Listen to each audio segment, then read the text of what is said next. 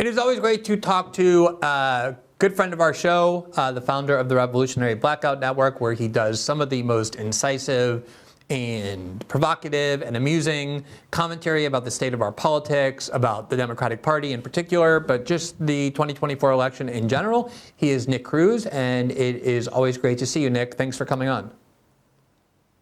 Hey, I appreciate you having me on. Thanks for the invite. Absolutely. So, all right, let's start with the decision by the Harris campaign, by Kamala Harris, 26 days before the election, that they suddenly needed to start talking about what they intend to do for black voters and for black men in particular.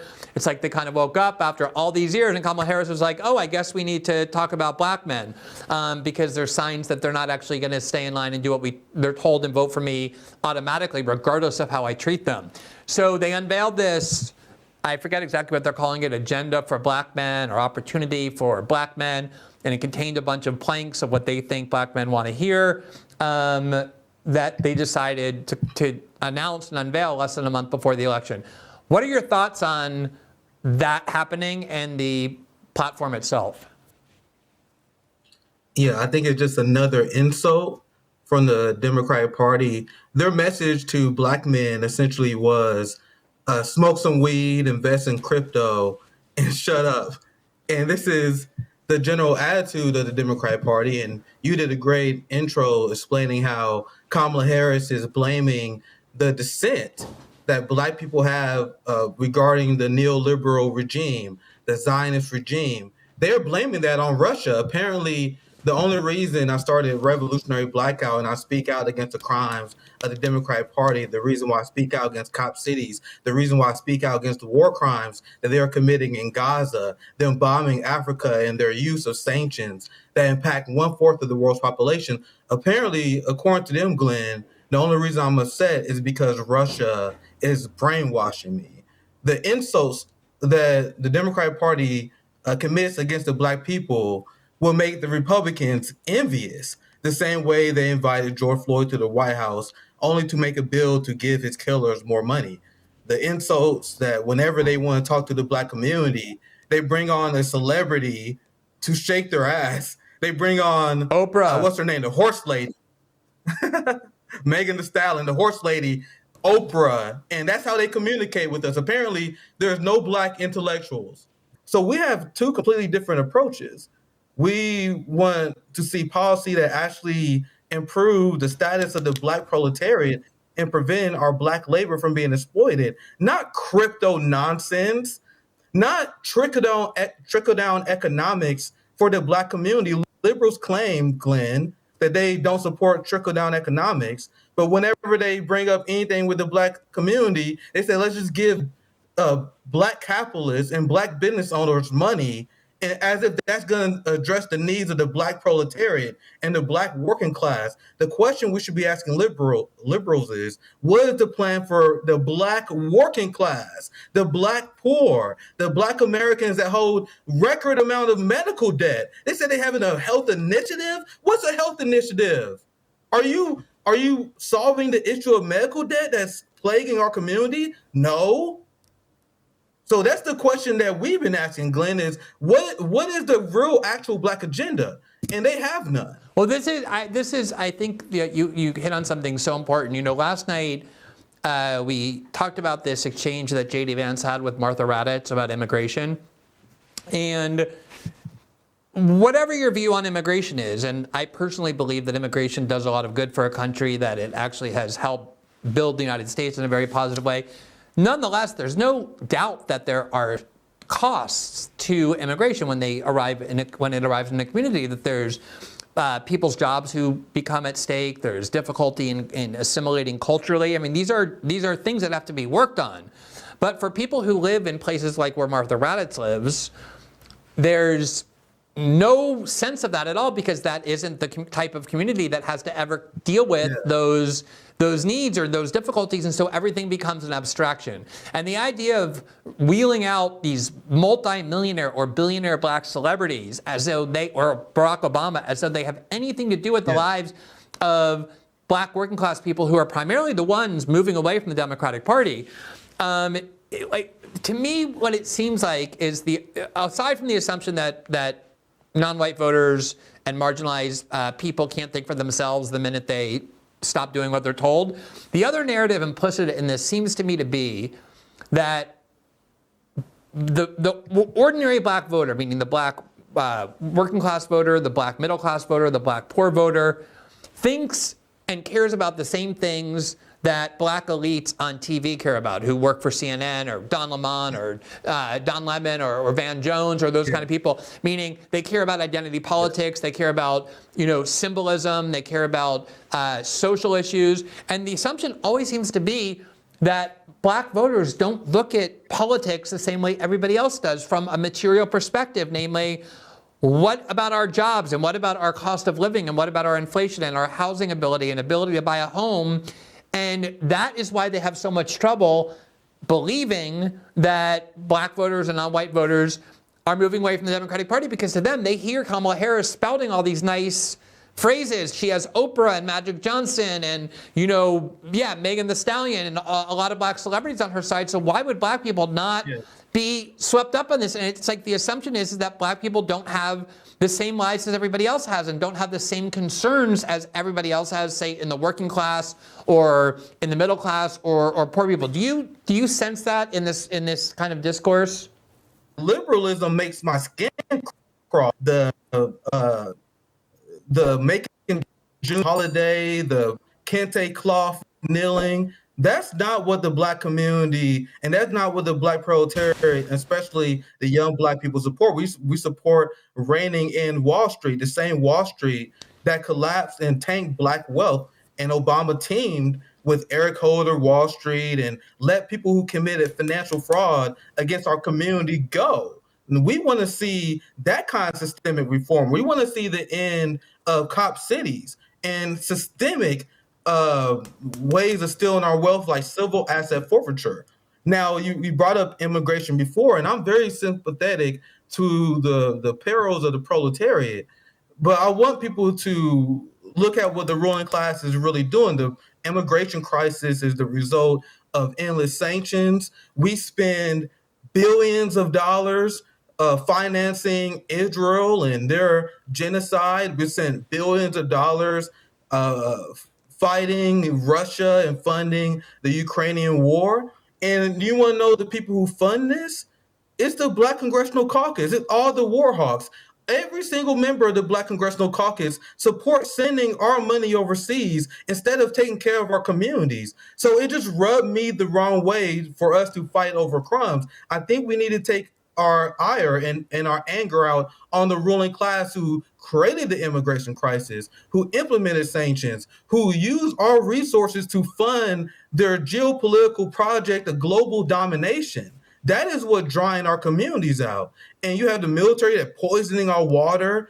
And young black people, Glenn, understand this. This is why young black people, as I mentioned before, the ADL view us as the biggest threat to the Zionist project. They view us as the biggest threat to the empire, because a part of the systemic change that we want to see is the end of the empire that is siphoning resources from our community. So don't get me twisted. I am sympathetic for workers feeling like there are not enough resources, and I understand that migration may have an effect on that. But there's a ton of corporate bailout. There are a ton of actions of the ruling class that they engaged in that young black people see as well, and we want to see systemically changed. Yeah, absolutely. And I actually don't think that that most of the concerns about immigration are based on dislike for or hatred of or a lack of empathy for the people who are coming to this country. I really don't believe that. I mean, obviously that's part of it. There's some people motivated by that. But I really don't think it's that. I really do think that it's this idea that there are economic sectors that benefit a great deal. When I first started writing about politics, the idea of open borders immigration was something that like Karl Rove and George Bush and Dick Cheney wanted with the Chamber of Commerce, because it was seen as something that would drive down wages by making labor more available and cheaper as well. And at the time, the left, labor unions and a lot of leftists were against it. And I guess what I'm really saying is that there's this assumption that non-white voters vote on these kind of symbolic identity politics issues that typically you'll hear non-white elites who get invited onto these shows talk about, or professional activists who talk about it, that just have no connection to the lives of black people. All right, let me ask you one more thing.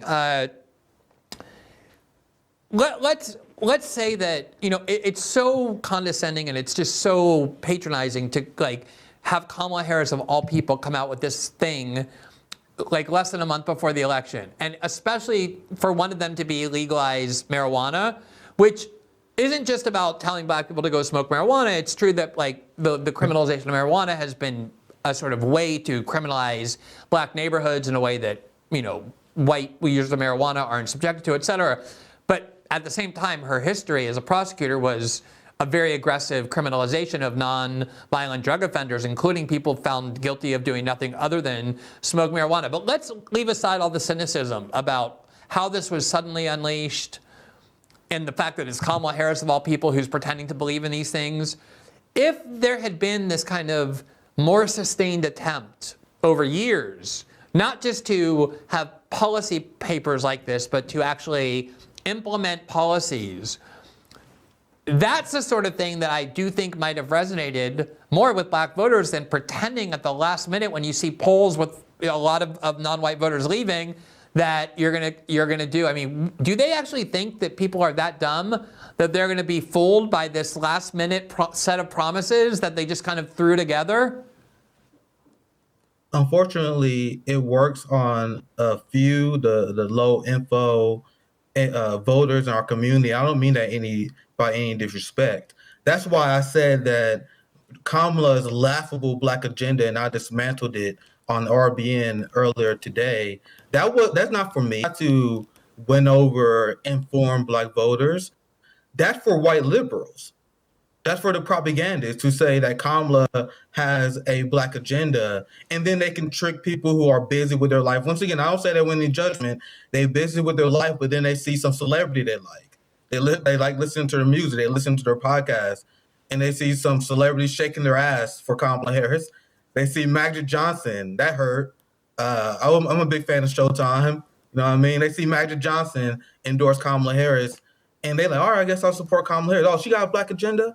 That's the only reason why they did that, was to trick the black proletariat, which is why I got a channel. That's why I do the work I do, is to educate and have an intelligent working class.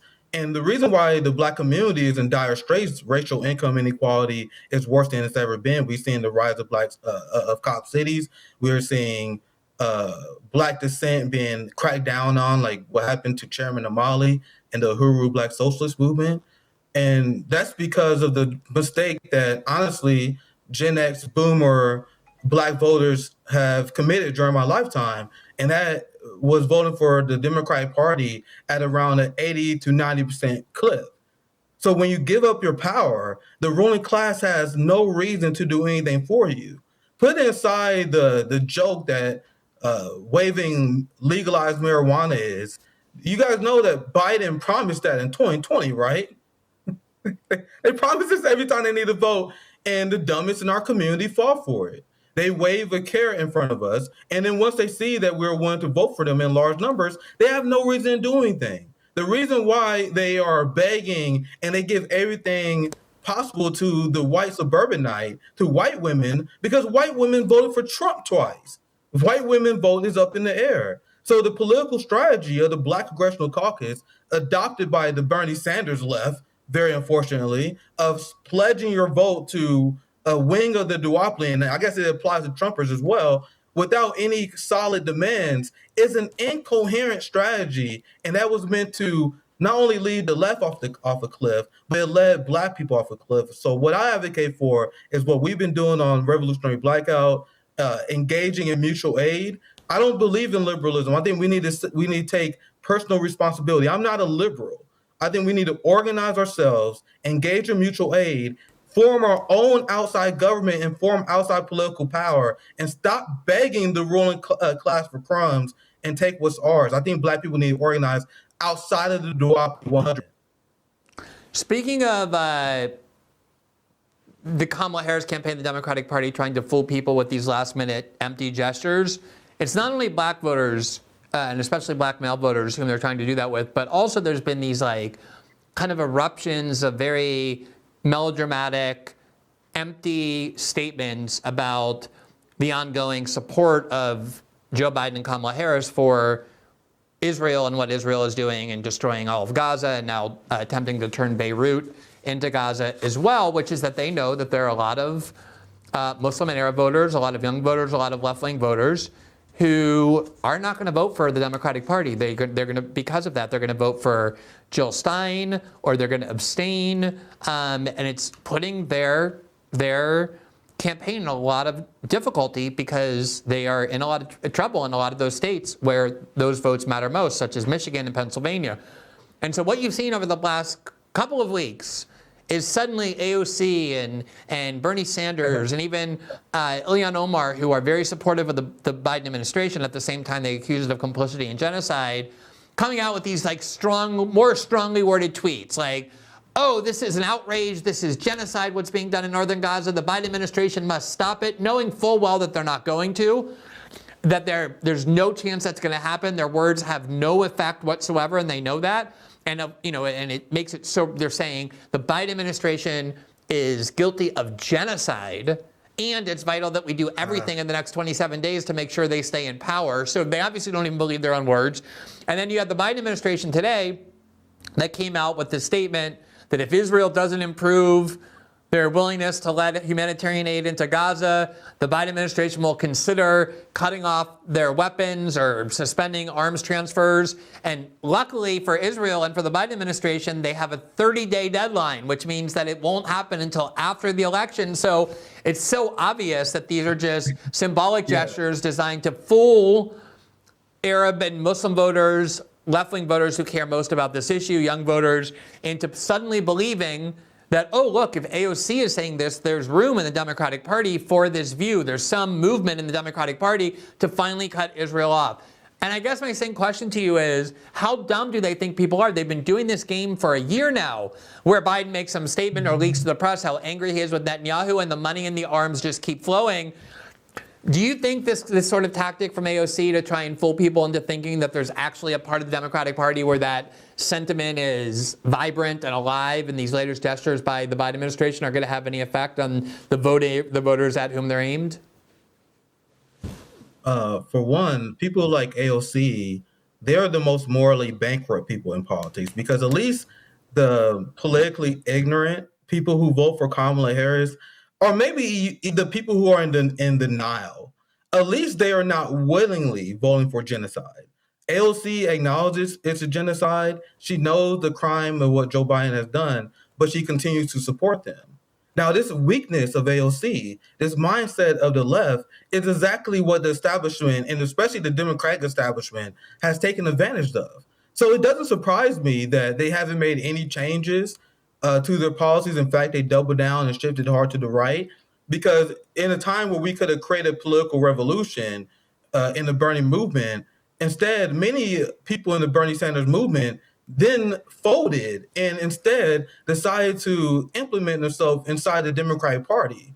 And now a lot of those people who pretend it was against genocide, a lot of the people who made a lot of money pretending for political revolution, these are the same people that were supporting John Fetterman.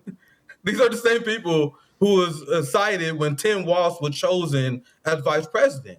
So the point I'm making, Glenn, is the reason why the Democratic Party is doubling down on genocide is because the establishment has called the left bluff many times in my lifetime, and the left blinked. Cori Bush, who's supposed to be the most progressive among the black leadership, she supported sending $60 billion to Ukraine, and she wondered why the hood didn't come out for her. So the position of the Democratic Party is unapologetically neocon, that peace is their enemy, and their job was to disenfranchise and destroy the peace movement similar to Obama. The question is will the United States left allow them to? Yeah, I mean, I think what the Democrats are seeing with non-white voters and black men in particular, this kind of understanding of what this game has been all along, namely that they just pledge their votes blindly every 4 years, unquestioningly, in exchange for nothing.